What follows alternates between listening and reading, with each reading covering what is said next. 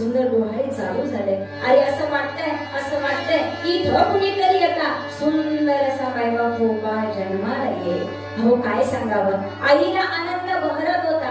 आईला काय सांगावं, हे काहीतरी वेगळंच चित्र होतं. हे सगळं वेगळंच चित्र होतं. मायबापू आपला पती हा रागीट स्वभावाचा होता, परंतु ज्यावेळी महाराज एका दारावरती माझे यशवंत बाबा यावे आणि सांगावं, अगं बाय काय घरात असले तर भाकर वाढ ग, अगं वाढ ग बाय, जर मला काय वाढलंस तर तुझ्या सुद्धा पोटाला माझ्यासारखा एवढा जन्माला येईल ग बाय.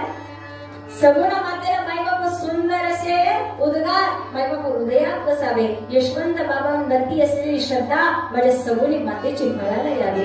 बाबांचे शब्द कानावरती सतत फिरत होते की माझ्यासारखा येडा सुद्धा तुझ्या घरात जन्माला येईल माय, घरात असेल ते बाळग. मायबाप मायनीच्या यशवंत बाबांना माझ्या सगुणी मातेने नमस्कार करावा.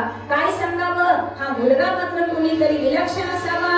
साधू संतांच्या कृपा आशीर्वादानं मायबाप हा मुलगा घरामध्ये जन्माला येणार.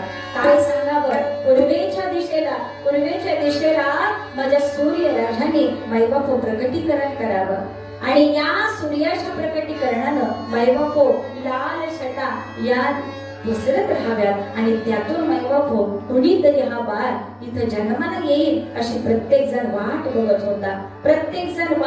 होता. आणि अशा वेळे महाराज पूर्वेला सूर्य उगवावा अशीच ती पहाटेची वेळ होती. आणि अशा वेळे महाराज आपलं तुमचं आमचं कल्याण करण्याकरता, या समाजाला अंधकारातून प्रकाशाकडे नेण्याकरता, तुमच्या आमच्या जीवनाचा मायबाप उद्धार करण्याकरता मायबाप या सद्गुरूंचा अवतार व्हावा आणि याची वाट प्रत्येक जण बघत होते महाराज. आणि हे सगळं बघत असताना करत असताना सगुण्या मातेला वाटलं की नाही मला त्याला पाहायचंय आणि हे बाळ काहीतरी वेगळं विलक्षण दिसतंय. सगळीकडे आनंद झाला का, सगळीकडे दवंडी पेटवली.